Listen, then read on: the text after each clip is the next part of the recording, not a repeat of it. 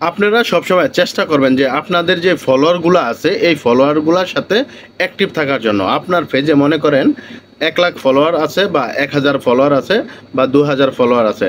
আপনি সবসময় খেয়াল রাখবেন যে আপনার পেজে 1,000 ফলোয়ার আছে। এখন এই ফলোয়ারদেরকে আপনি কিন্তু ভালোবাসা দিতে হবে। আপনি যদি আপনার পেজের ফলোয়ারদেরকে যদি অ্যাক্টিভ রাখতে পারেন বা আপনি তাদের সাথে যদি অ্যাক্টিভ থাকতে পারেন, আপনি যখন একটা ভিডিও পোস্ট করবেন, ভিডিওটা পোস্ট করার সাথে সাথে আপনার ফলোয়ারেরা যদি আপনার ভিডিওটা যদি দেখে, আপনার এই ভিডিওটা সাজেস্ট ফর ইউতে ফেসবুক দিয়ে দিবে। আপনার ফলোয়ারদের সাথে যদি আপনার সম্পর্ক ভালো থাকে তাহলে আপনার ভিডিওটা কি অটোমেটিকলি সাজেস্ট ফর ইউতে চলে যাবে।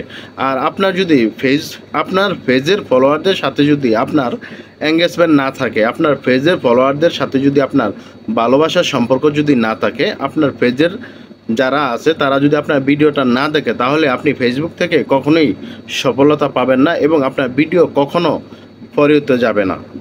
আপনি যত ভালো ভিডিওই বানান না কেন, আপনার পেজের যেই ফলোয়ারেরা আছে এই ফলোয়ারেরা যদি আপনার ভিডিওগুলো যদি না দেখে, আপনার এই ভিডিওটা সাজেস্ট ফর ইউতে ফেসবুক পাঠাবে না। আপনার ফলোয়ারেরা যদি আপনার ভিডিওটা দেখে তাহলে ফেসবুক এটা সাজেস্ট ফর ইউতে পাঠাবে।